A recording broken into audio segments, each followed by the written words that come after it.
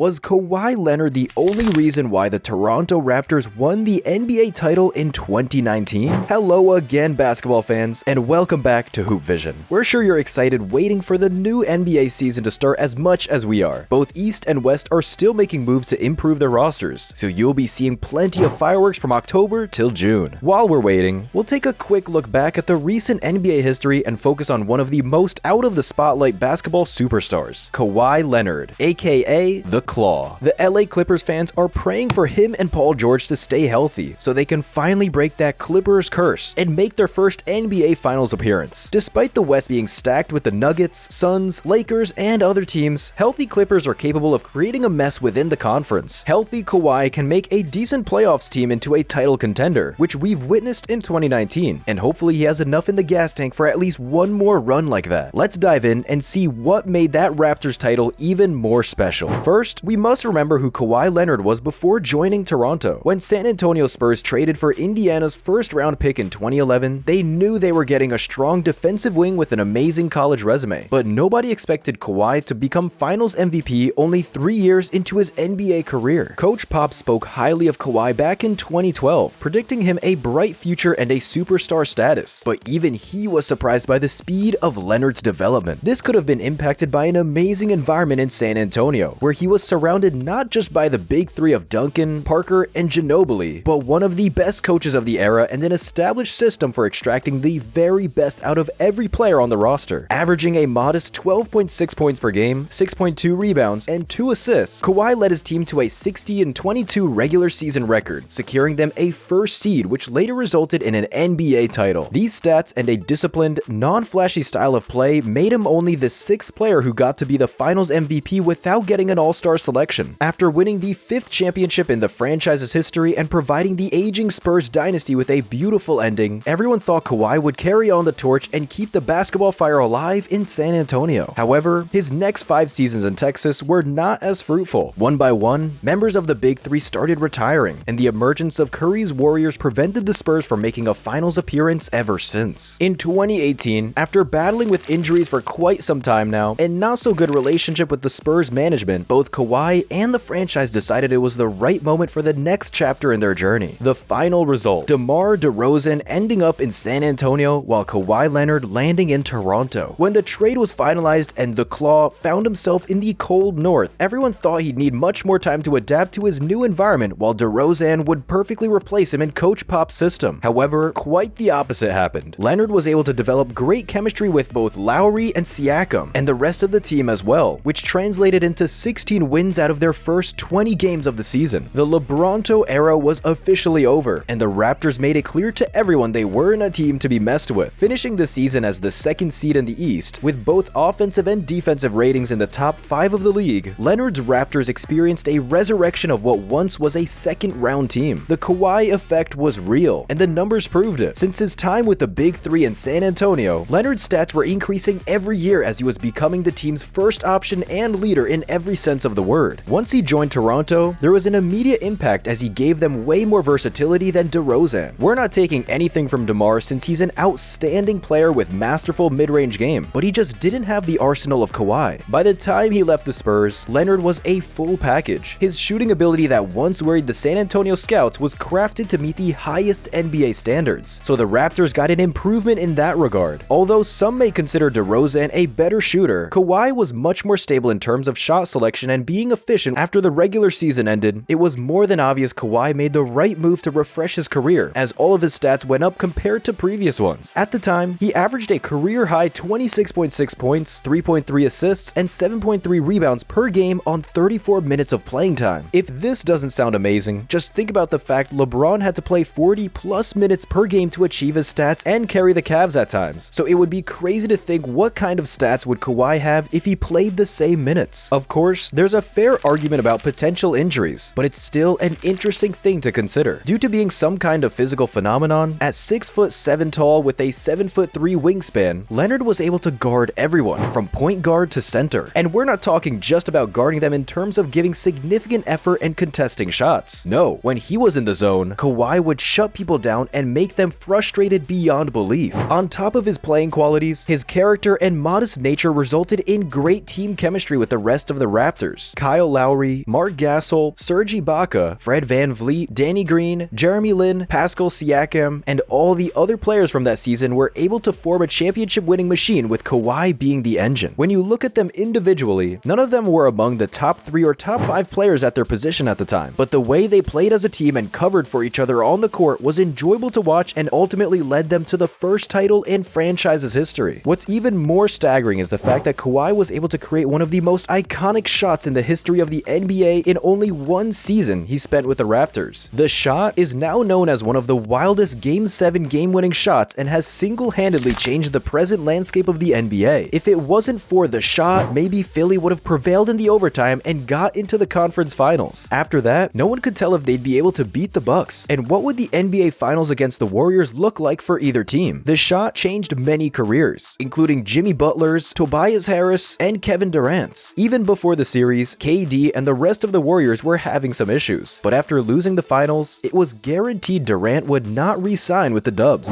Speaking of KD, was his injury a big factor in the finals? Yes, but that doesn't take away anything from the Raptors' success. Even if KD was on the court, it's still up for debate whether he'd be enough for the Warriors to overwhelm the defense led by Kawhi. The history books have already been written, and Kawhi deserves all the respect for his amazing run with Toronto and a phenomenal finals performance in which he averaged 28.5 points, 9.8 rebounds, and 4.2 assists per game. The biggest question that troubled everyone was why didn't Kawhi stay with the Raptors? Rumors within the basketball community state that he didn't think the team was good enough to repeat. Another reason may be that he wanted to go home to California, and the LA Clippers provided him with a perfect opportunity to do so. Considering the fact the Raptors forced Game 7 against the Celtics in the next season, it's reasonable to say Kawhi underestimated his former team and maybe made a wrong decision in terms of winning in basketball. However, when it comes to winning in life, he maybe made the right choice, because if there was the slightest chance of him being unhappy in the cold white north, that would 100% reflect on his game and make him and everyone around him unhappy, which is something nobody would like, especially when it comes to a highly likable player Kawhi is. Unfortunately, during his run with the Clippers, Leonard and Paul George were unable to achieve anything significant. Despite how good their team looks on paper, they still have a lot to prove, since they are one of the most talented duos in the history of the NBA that didn't accomplish much together. Hopefully, they get and stay healthy this year, since the league will be stacked. If they do so, we'll be watching true basketball spectacles when their abilities get combined with one of the most tenacious teammates in Russell Westbrook. That's it for today, dear friends. If you feel different about Kawhi's impact on the Raptors, feel free to share your thoughts in the comments below. While you're waiting for more NBA news and updates, also make sure to hit the like and subscribe button. Until next time.